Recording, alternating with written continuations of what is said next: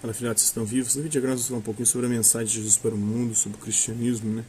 Sobre como nessa religião todos são bem-vindos, sobre essa nova religião que foi o cristianismo, sobre o reino de Deus hoje e sobre o fim de tudo.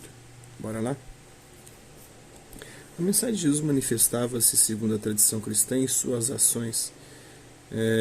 Séculos antes, o profeta judeu Isaías havia previsto que, quando o reino de Deus chegasse, incríveis milagres de cura aconteceriam. Os cegos seriam capazes de enxergar e os surdos de ouvir que Deus agora era o Rei. Os aleijados pulariam de alegria. Os relatos bíblicos sobre o ministério de Jesus são cheios de histórias de cura como essas. Além disso, Jesus anunciou que não haveria mais nenhuma barreira para entrar no reino de Deus. Até aquela época, os judeus consideravam os não-judeus, como seres aquém da salvação. Assim também quem não cumpria as leis divinas, os pecadores. Mas Jesus afirmou que até essas pessoas seriam bem-vindas no reino dos céus. Para demonstrar perdão aos pecadores, Jesus compartilhou refeições, uma das atividades mais íntimas e significativas da tradição judaica, com os excluídos sociais e os renegados religiosos. No futuro, Deus prepararia um banquete ao qual pessoas do mundo inteiro seriam convidadas. Mas as pessoas ficaram confusas. O reino de Deus não era para ser o auge da história, por que então o mundo não terminava com o anúncio de Jesus? A resposta de Jesus foi que o reino de Deus não chegaria de uma vez, como a maioria das pessoas esperava. Em uma de suas muitas parábolas, histórias utilizadas para transmitir sua mensagem, Jesus compara o reino de Deus ao fermento na massa. Em outra, faz alusão às sementes plantadas no solo. Tanto o fermento quanto as sementes demoram um tempo para produzir resultados, crescendo quase imperceptivelmente, mas produzem resultados. Os milagres de Jesus, como a cura dos cegos, confirmaram que, assim como ele caminhava entre os pobres e os excluídos, Deus convidava todo mundo, independentemente de seu status e seu reino, né? Jesus convidou aqueles que o escutavam a aceitar o reino de Deus e seus valores, afirmando que o reino dos céus havia chegado e continuaria a expandir-se sempre que as pessoas decidissem viver de acordo com a vontade de Deus, aceitando seus valores e vivenciando a cura e o perdão. Jesus reconheceu também que haveria um momento futuro em que Deus triunfaria sobre todos os outros reinos, marcando o fim da atual ordem mundial. Quando esse dia de julgamento chegasse, seria tarde demais para fazer parte do novo mundo de Deus. A mensagem era de urgência, as pessoas precisavam tomar logo uma decisão. Longe de ser um sonho distante, o fim já havia começado. A ideia de que a vinda de Jesus representava o início do fim causou a separação entre o cristianismo e suas raízes judaicas. Os primeiros seguidores de Jesus afirmaram que não precisavam mais esperar para descobrir quem era o Messias, porque Jesus era esse Messias, o escolhido de Deus para trazer o reino dos céus à terra. Seus adversários, porém, rejeitaram a ideia e decidiram silenciá-lo, matando-o. Os seguidores de Jesus não desistiram de suas crenças, mesmo após a morte de seu mestre.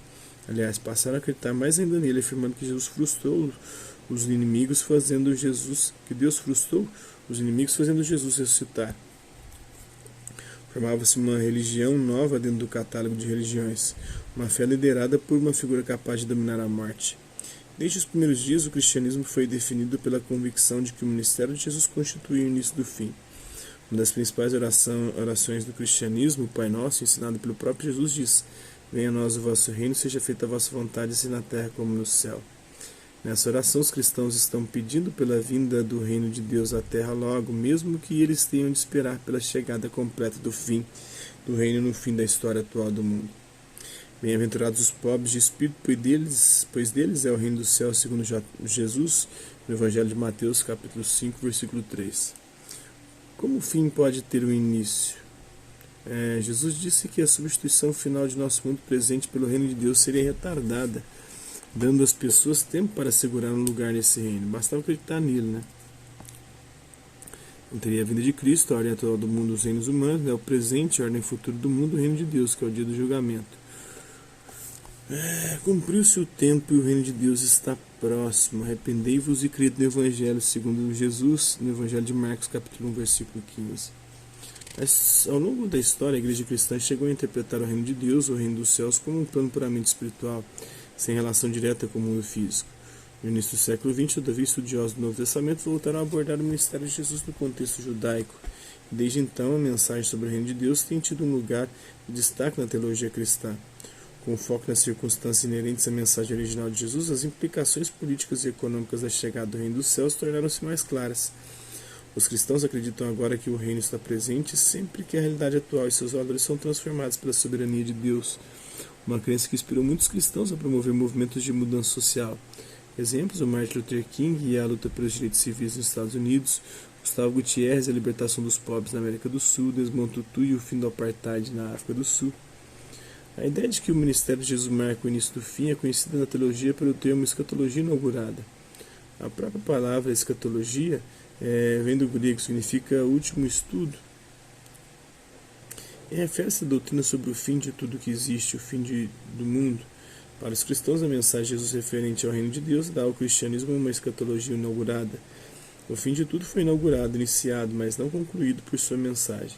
O fato de que a presença do reino de Deus hoje na vida dos cristãos possa ser chamada apenas de o início do fim é um indicativo de que os seguidores do cristianismo ainda esperavam uma ação final e definitiva de Deus. É isso aí.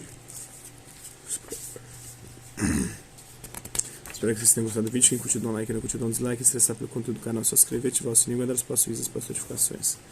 É isso aí. Hasta la vista, até a próxima.